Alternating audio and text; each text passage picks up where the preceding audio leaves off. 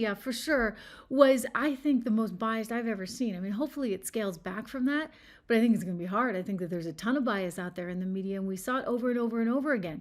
I mean, the best example, certainly this year, is what we saw with Joe Biden.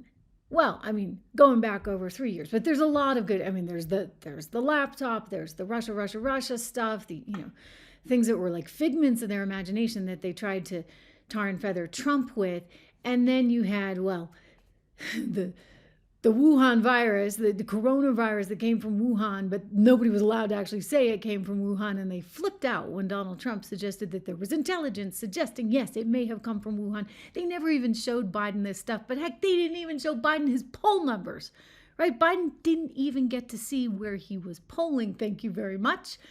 So he was really in the dark. I mean, it was like some dictatorship, some deep state dictatorship going on, because for the last 4 years, I mean, not only did we not, the public, I mean, get information, they didn't allow reporters to report it.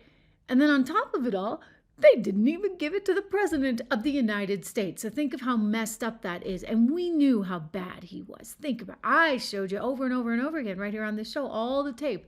I'd show the whole length of the tape so you could see it. And you could see him in all his glory.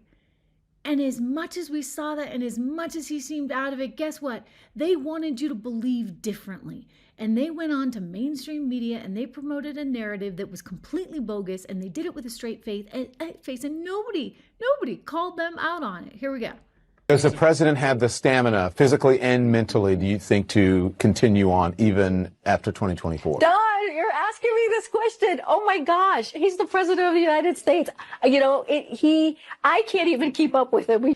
The most difficult part about a meeting with President Biden is preparing for it, because he is sharp, intensely probing, and detail-oriented and focused. I can testify because I've been working very closely with this president for the past 2 years. I've been knowing him for 30 years. And I'm telling you, this guy's tough. He's smart. He's on his game. Joe Biden has vision. He has knowledge. He has a strategic thinker. The president is focused. He's detail-oriented. He's always thinking about the big picture. He is engaging. He is capable. He has an incredible record as president. And I'm often with him on foreign trips. He's at the top of his game. So he has a vision. He has knowledge. He has judgment. He has a strategic thinking. I met with the president, 5 or 6 weeks ago, and he seemed fine to me. I have complete confidence in the president. I have watched him expertly guide meetings of staff and cabinet members. I could not have more confidence in the president. I would just tell you that I meet frequently with the president, and every single time I meet with him, he is just fine. But he is, knowledgeable, wise. Incredibly sharp, incredibly probing, incredible command of the details. He is sharp. He is on top of things. There is nothing to these challenges, these suggestions that somehow he's not sharp and he's not capable. We see Joe Biden up close. We know how attuned he is to the issue. And you're going to see how smart he is and the experience he has. I say his age is an asset. Aha! He's wise. Yes, he's wise. He has wisdom. He has experience. And his experience, because of his age and his wisdom, has been invaluable to this country. A lot of countries... Okay, I can't take it anymore, but it goes on and on and on. You get the picture. We had to listen to that. They said that with a straight face to us for years. They had every opportunity to primer him, and they didn't. Why didn't they? Because they wanted to stay in control? By they, I mean, who's they? I mean, who is they? Because they were not allowing him to even see his poll numbers. So he had no idea how badly he was doing. For all we know, they weren't even telling him what real wages were, adjusted for inflation. They were just telling him wages are going up. Yeah. But adjusted for inflation, what are the inflation numbers? It's really remarkable. But it's such a fascinating insight into what can be, what can happen, and how dangerous this can get, frankly, right? I mean, how quickly this can just go totally off the rails. I love it. There's this reporter over at CBS who looks at her colleagues with like a totally straight face. And when they ask her, what was the most underreported story of the year? I mean, she doesn't have a choice now. You got to call it like you see it at this point if you want to seem like you got any credibility. And here she is, Jan Crawford, saying, yeah, I'd have to say that the Biden cover-up was probably the biggest deal. One of the things we also do in the year-end correspondence roundtable is dig into what was undercovered or underreported. Jan? Undercovered, underreported.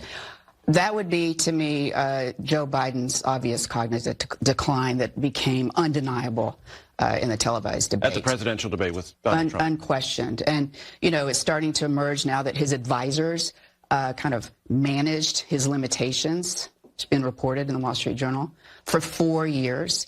And yet he insisted that he could still run for president. We should have much more forcefully questioned whether he was fit for office for another 4 years, which could have led to a primary for the Democrats. It could have changed the scope of the entire election.